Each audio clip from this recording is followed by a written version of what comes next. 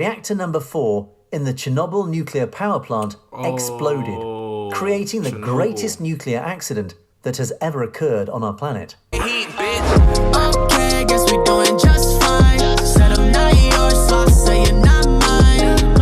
Okay, just a waste of my time.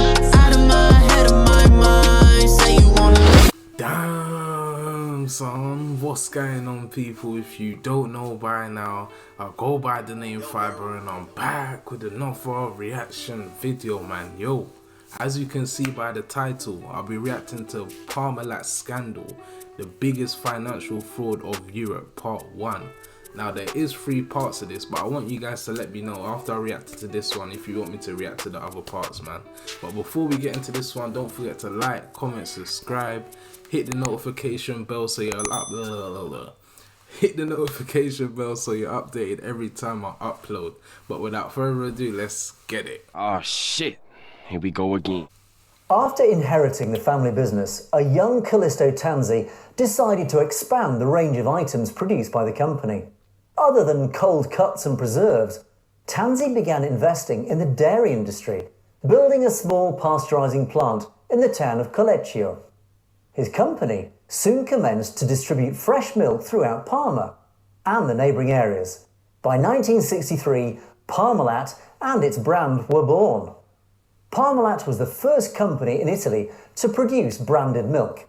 In 1966, so being the first company to produce branded milk, was it almost like everyone bought Parmalat because that was the only branded milk at the time? That was the only one with like a, what do you call it?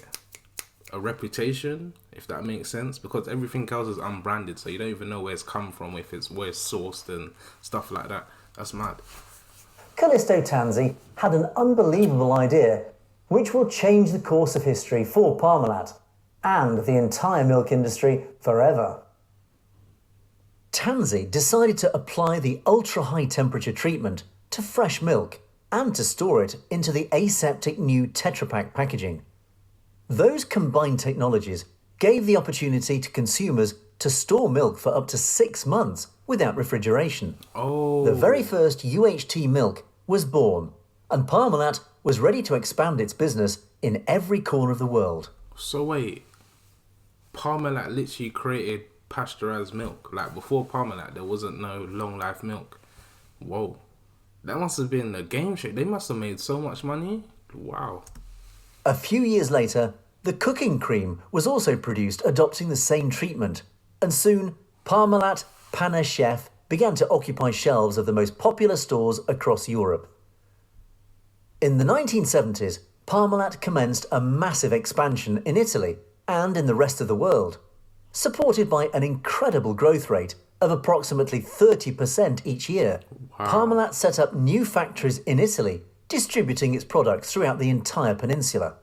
In 1974, Tanzi made his first international move, establishing a yogurt production facility in Brazil. However, due to the harsh competition with other multinationals, Parmalat decided to convert the yogurt factory into a UHT milk facility. The expansion and reconversion of the plant in Brazil were a successful investment. In 1975, Tanzi had another great intuition. Production without the support of international marketing means a slower growth. In this regard, Parmalat became the sponsor of a preeminent Formula 1 racing team, using Niki Lauda as the main promoter. In addition, several teams in various... I know this is called the Parmalat Scandal, but this guy Tanzi, he was very smart, man. He came up with so much ideas and stuff that people use today. Like, damn. Sports leagues and worldwide events were sponsored by Tanzi's company. Smart. The second half of the 1970s featured the fast and greatest expansion of Parmalat in Germany and France. Together with new markets, Parmalat also expanded the range of products, including desserts, new types of milk, cheeses and butter. From a total turnover of 6 billion Italian lira in 1970, Parmalat's revenues in 1980 grew to more than 280 billion lira in aggregate. Ooh, from 6 billion to 280 billion lira. What's the conversion like? What's lira converted to pounds? Let me know down below. But Jesus, that's a lot of billions, man.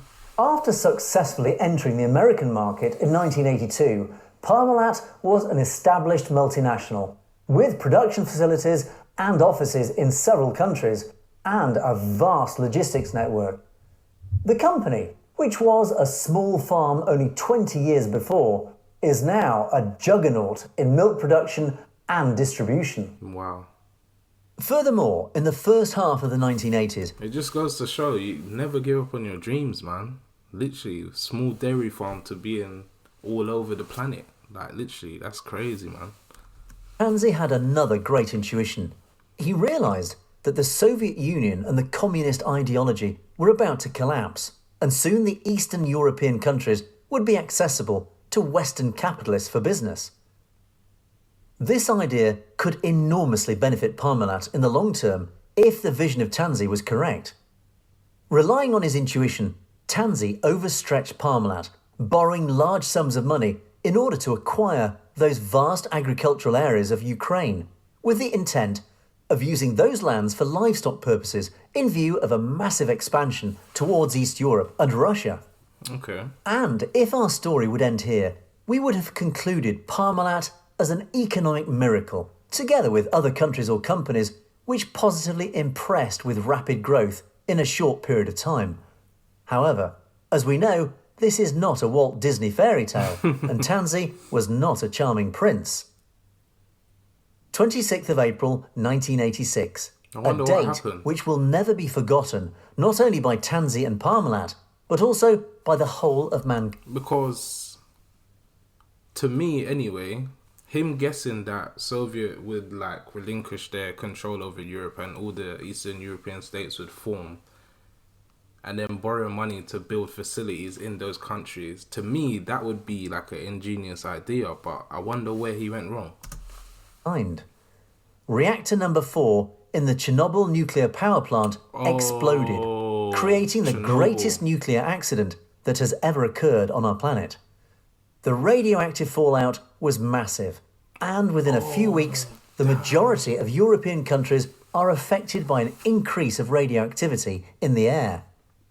The international scientific community issued several statements on radios and TVs to avoid purchasing food from countries affected by the radioactivity, including agricultural products, water and milk.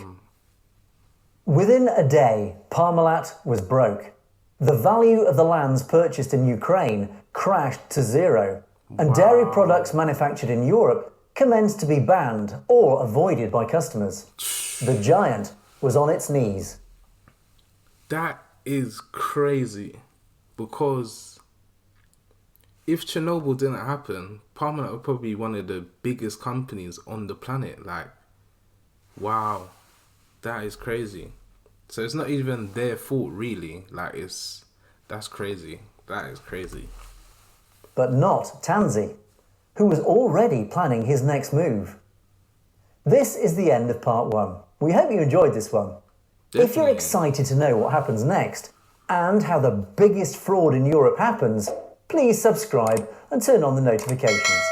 Damn. As soon as part 2 is uploaded, Damn, son, yo, that was crazy. Like, Tansy could have made so much money if it wasn't for Chernobyl, man. Damn. I'm definitely gonna watch part 2 and 3 because that was super interesting, man. No cap. But yeah, man, if you enjoyed that reaction, don't forget to like, comment, subscribe, hit the bell for post notifications so you're alerted every time I upload. And yeah, it's been your boy Fibre, and I'm out. Peace. Do your dance and go ham. Turn a hater to a fan. Grab your hips and wave your hand. Damn. Do your dance and go ham. Turn a hater to a fan. Grab your hips and wave your hand.